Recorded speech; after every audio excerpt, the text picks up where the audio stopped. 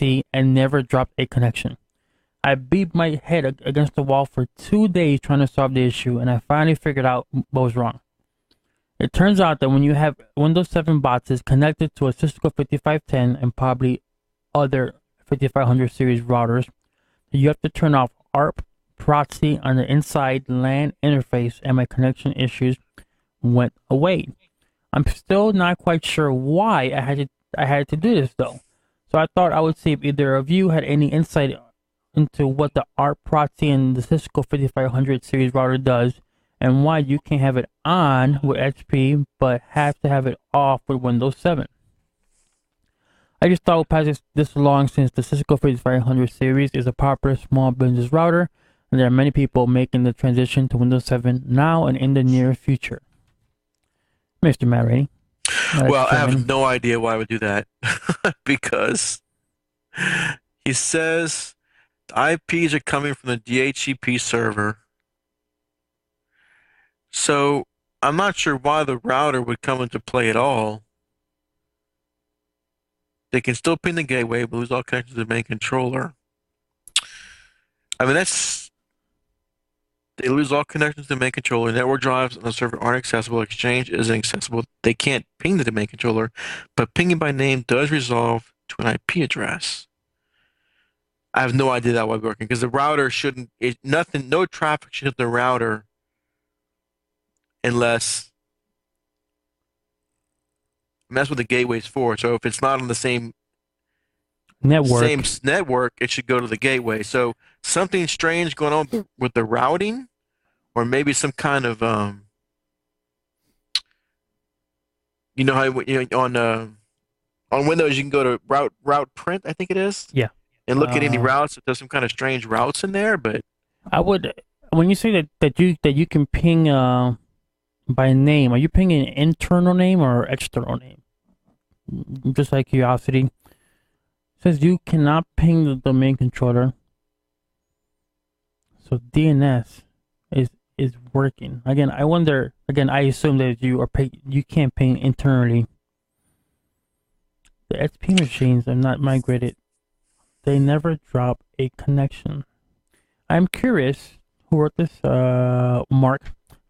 First of all, thank you for the email. Second of all, I wonder if this still functions today. You know what? I had a strange problem, and this reminds me of that problem I had when we were doing a migration to 2008 small business server. And again, the Windows 7 computers all of a sudden lost connection. Now, that might be what's going on. And maybe some kind of DNS forwarding set on the server. Because in that case, what happened was nothing was working. You couldn't, well, it wasn't the exact case. In our case, we had open DNS servers and the DNS forwarders on the server. When I removed those and put in whatever the ISP had for DNS, it worked. Now, what I was trying to do was, I was trying just to go to the http://server name / connect computer on the Windows 7 computers. And it would not resolve the server. It was getting page not found, page not displayed.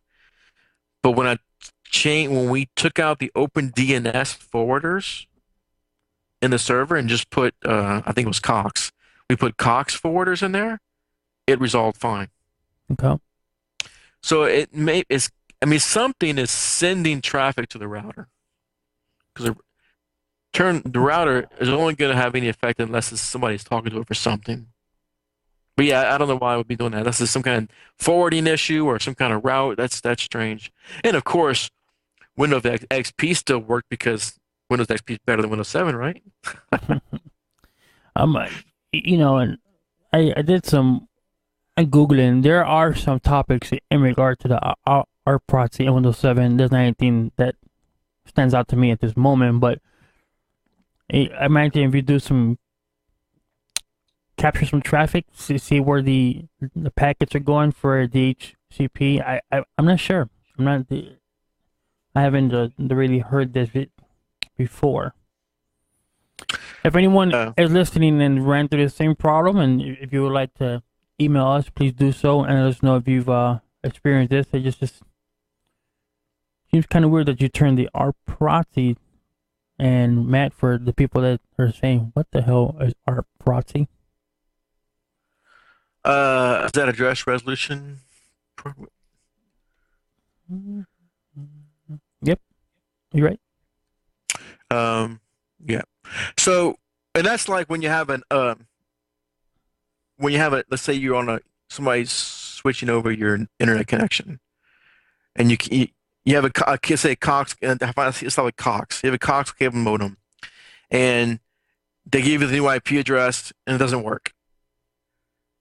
So what do? You might hook up a notebook, and the notebook works, or whatever they do, the notebook works. Then you hook up your router, and it doesn't work.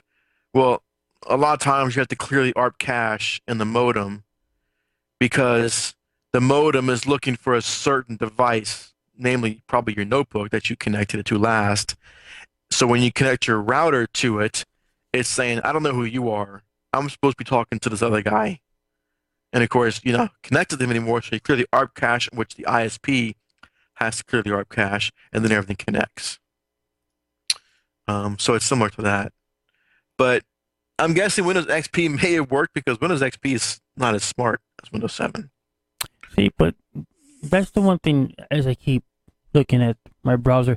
That's the one thing that gets me. It works in XP, but not 7. But again, if anyone has any input on this or Mr. Mark, please write us in and let us know if this is still working Yeah. in this manner. Would really appreciate that. These are the problems I like when I come across them because Mm-hmm. so many times in doing business support, it's day-to-day mundane stuff. So when you get a real problem, you, I kind of like it.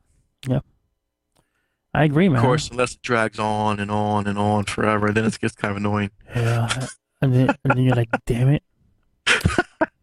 I wish I had mundane problems again. Quick update. Last week we spoke about Mouse Without Borders.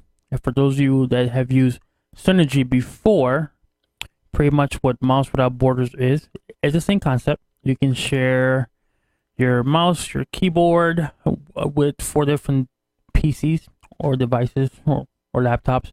And the day after we had the podcast, I installed it, and it seems to work pretty well. It's pretty simple to install. You install, the client, and it asks you, is this the PC that has the mouse and keyboard you want to use? It gives you it gives you a security code, and it gives you like the host name. So when you go to PC, the second PC, you put in that security code, and then you're good to go. The copy and paste feature is kind of neat. What I mean by that, the main difference where is that you can copy and paste files back and forth. You cannot do this with Synergy, which I am still using today at home. But the copy and paste is kind of sketchy. What I mean is, from PC 1 to PC 2, I copied file A. File A copied just fine. I said, this is pretty neat. Then I went back and I said, let me copy a large file, see how long it takes. When I hit copy and paste on file B, the clipboard still had file A. And I couldn't get around it, kind of restarted the service. So I cannot get this thing to copy 2 different files in the same session. So that's the only thing that is still kind of I'm playing with. But other than that, it's a great tool. At work, currently have 4 monitors with 4 devices, and they all share the same mouse and keyboard, and it's pretty neat. I must say I enjoyed it. Interesting. Mm-hmm. Very interesting. I have an update. I was working on that server that was locking up. Yes. I thought last time I said I think I might have got it with the firmware update on the controller. That's Yeah, right. that didn't work. It locked up that night. All right. So, and I might jinx myself again, but I think I found it again. I thought I found last time. I think I found it again. Searching through history of what's happened with this server, I found the day before the lockup started, somebody installed some FTP software. So I was going through all the software on the server, and I was saying, what's this? What's this? What's this? And then I found some FTP software. FTP server software. So I found out, what is this? Who did this? When did they do it? Mm-hmm. And they did it the afternoon. It was like 1 o'clock in the afternoon. And the next morning, it started locking up in the mornings. Mm. So I disabled that, and it's been 2 days without a lockup. So I think if it doesn't lock up tonight, I think I can say that that is the culprit. There you go, man. And all I can guess is that whatever they're using this for, and I'm guessing they have machines in the shop that may be sending too much traffic to it. I don't know what it's doing because this server is overworked. It's doing what 3 servers should be doing at least. It's got 4 gigs of RAM because it's only a 03 SBS server. Okay. It's got 60 users, Exchange, a bunch of programs running on it. It's just they're killing it. So I don't know what the FTP software is doing, but if it doesn't lock up tonight, I'm keeping my fingers crossed. I think that's going to be it. Sweet, man. Good job. I thought about you at work the other day, but I had a user that had called me up and said, I opened up a URL link in Outlook, and what was the error? It wouldn't open the link. I forget what the error is, but wouldn't even open the browser or whatsoever. And I Google can't, Chrome. Exactly. So I had remote in, and I seen that he had Google Chrome because I seen the shortcut, the icon, but the user uninstalled it before calling me because he had local admin rights. So I said, "Did you install a Google Chrome?" I don't like. He said, "I don't remember." So, okay. I remember Matt Rainey saying, "Check for the Chrome HTML inside the registry." So I did a search. I found it. There were 5 different references. I changed that to just HTML, I think, and I Googled it. Changed the 5 references and opened the URL in Outlook, and we were golden. Google Chrome does not like being removed. But I will tell you, I've uninstalled Google Chrome from several other PCs and didn't run into this issue. I just remember this because you brought it up one day. I see it all the time. Ready? I'm glad you remember that. Yeah. Yeah, man. So I thought about you. See, so you helped out Tampa, Florida, my friend, all the way from where you were at. That's what we're for. That's what we're here for. That's the first thing I look for, Google Chrome. I'm like, oh. It says, fine, you want to get rid of me? Fine. I'm leaving. But I'm not going to leave happily. And you're going to feel the pain that you're getting rid of me. Mm-hmm. And this is the beauty of Podnutz. You get to listen to other people talk, their stories, to all the Podnutz shows, and you just pick up on these things. And my girl, like, how did you figure that out? I said, Matt Rainey, my friend. And he said, who? I just said, don't worry about it. Was that the first time you had actually seen it? Yes. Wow. That's good. Yep. So, awesome.